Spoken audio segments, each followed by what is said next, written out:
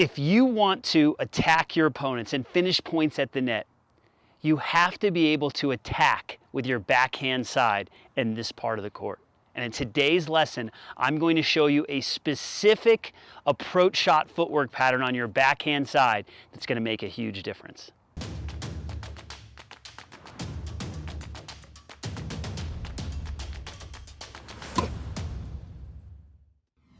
My name is Jeff Salzenstein. I'm the founder of Tennis Evolution, passionate about helping you get to the next level with shortcuts and tricks and tips to help you improve faster. And in today's lesson, we're going to focus on the backhand approach shot. Now, I don't see a lot of coaches and a lot of players talk about or even understand what to do in this part of the court on the backhand side. I see a lot of players defaulting to a slice approach shot when they get the ball in this part of the court. And I actually think you can be more effective. In fact, I know you can be more effective if you learn to come over this ball. Roger Federer, when he started coming over his one-handed backhand and attacking more off that side instead of slicing and looking to attack with an approach shot, with a drive or a topspin approach shot, he started winning more points against the better players in the world when he moved forward. That's what I want for you. I see too many players slicing their backhand because they think that's the conventional approach shot. Maybe it is the conventional approach shot, but I don't think it's going to help you win a lot of points as you ascend, as you go to higher levels of the game. So what we want to work on is understanding how to hit this shot, how to use the right footwork. And what we're going to focus on today is what I call the lift and land, or the front foot hop.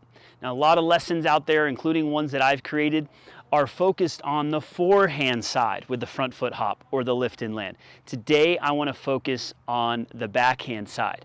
Now, you're not going to use the lift and land on the backhand side as much as you are on the forehand side. The forehand side, it's very natural to use the lift and land.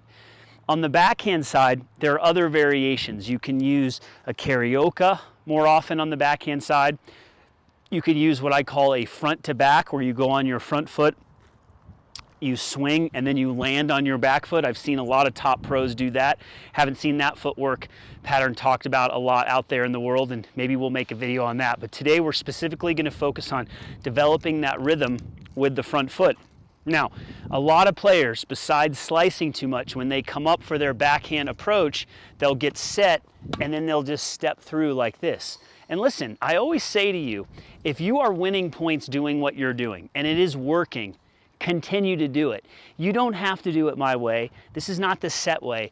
I'm just trying to give you a glimpse, a window into what the pro game is like and how you can keep developing your game instead of just blind luck moving up that ladder. You actually have tangible plan. So instead of coming up to the ball, stepping in, and then stepping through and coming forward to the net, I want you to focus on learning a little bit of rhythm. And so the way the rhythm works is when you swing, you're going to hop afterwards.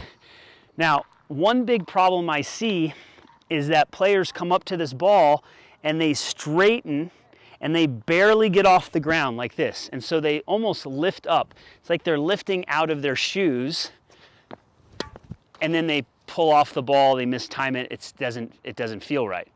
So the key is to keep your front knee bent. Knee is bent, and then you hop after. So notice the rhythm, and you can just practice. Toss the ball, bend the knee, and then hop. It's as simple as that. This is going to help you develop rhythm. We want rhythm on your backhand side. We want rhythm on your forehand side. We don't want you to straighten up and lift up your heel like this as you swing. That's what I see a lot of players do. We want you to keep this knee bent. Okay, this knee is bent. You're going to swing, and then you're going to feel the hop, and you're going to get off of the ground. In the beginning, when you're learning this, not only do you want to hop later, but you want to hop higher. Okay, when I say higher, you want to feel yourself get off the ground. Now, if you're out there saying, Jeff, I can't jump, I got bad knees, I got bad ankles, okay, fine. Maybe you're going to use the karaoke more, where when you swing, this foot comes behind and you'll stay grounded. We just want to give you ways to move with more rhythm. Maybe you try a run through where you go off the outside leg. The key is to learn how to move through shots. Karaoke, run through, lift and land, move through shots with balance instead of getting set and just using your arms and then trying to swing and then trying to move forward. So again, I really like the lift and land, especially when the ball is in the strike zone. Ball gets up high, it's going to change. You're going to actually open up your stance. Maybe that's for another video. You're going to work on bending the front knee. You're going to drop your hands under the ball, and then you're going to hop after the hit. Now, I remember one time I was playing Michael Chang back in the day. Got a video on YouTube. Maybe we can link down below so you can watch it. And I remember in that match specifically, I hit a great backhand approach shot. And that backhand approach shot, I did exactly what I'm showing you right now. I went off the front foot, I attacked it. I think I might have even hit a clean winner. Now, what I did with my follow through is I kept my hands in front like this. So that's another big key, is I see a lot of players swing and they come up and over the shoulder. They don't get enough extension. I think this swing should be shorter in terms of the follow through. You're in the shorter part of the court. You want to get it up and down, and you want to kind of flick it. You know, you want to get under the ball and you want to brush up the back of the ball and use your opposite hand. Okay, opposite hand meaning this hand. All right. So you want to use this hand more, and you want to get under the ball and brush and accelerate. That's a big key on this swing. And I love stopping the finish on this. It's very simple. You're moving forward, all of your weight's coming forward, your momentum's coming towards the net, and you just keep that swing nice and compact with the follow through. I see a lot of coaches, or I hear a lot of coaches talking about the backswing, but I don't hear a lot of coaches talk about the follow through, because they say, well, once you make contact with the ball, it doesn't matter how you finish. I disagree. I think it matters a ton, because I see a lot of pros following through in specific ways in certain areas of the court. It's not just one follow through. And I've seen more players have problems swinging like this on this shot right here. You can swing over the shoulder and finish here when you're at the baseline. But when you start moving in, I like this shorter finish. Don't get me wrong. You can finish their swing on this to here. It's not wrong. I've just found that it's easier to have a shorter finish and to use the non-dominant hand and arm with this swing. So one thing I want to also review is with the one-hander, it's the same thing. You get this ball and you notice I hop after the hit. The last thing you want to do is lift and then swing. That's what most players are doing. They're lifting early. They're going too early. So your knee is bent, and then you hop after. Knee is bent, hop after, and then you take a big step forward afterwards to cover court. What I love about this is all the momentum you can generate. Now, one little subtle tip that I want to point out to you as well is when people are first learning this, when they hop, sometimes they hop forward. We don't really want to hop forward. Yes, there will be some forward momentum, but think of going more up. Okay, instead of jumping forward, that's awkward. You're going to hop up, and you'll see I naturally come forward a little bit. But you don't want to try to get a lot of distance forward. That's going to throw your balance off. So you pretend that you're a pogo stick, and you just go up when you hit it. Now, when you do that, it creates another scenario that could create problems for you. And that problem would be you lifting your head. When you go up, you're lifting your head and your chest too much. So as you're lifting up like a pogo stick, this is the subtlety. You keep your head and your chest down. You see my position right there.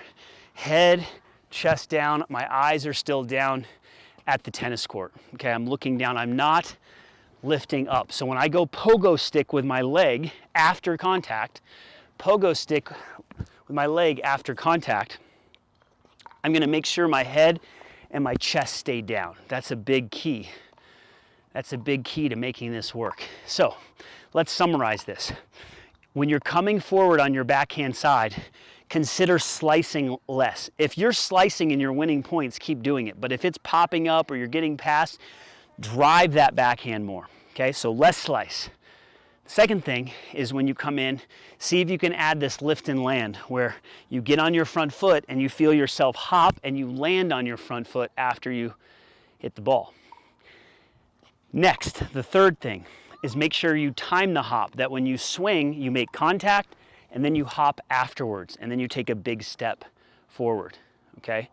If you're not able to jump, that's where I say that you should focus on a karaoke or a run through, but try to avoid just stepping in and stepping through, okay? The fourth point that I want to make is that when you do hop, you're going to hop up like a pogo stick instead of jumping forward. And when you do that, you're going to keep your head and your chest down and still. And the final tip, the fifth tip, is around what you do with your hands.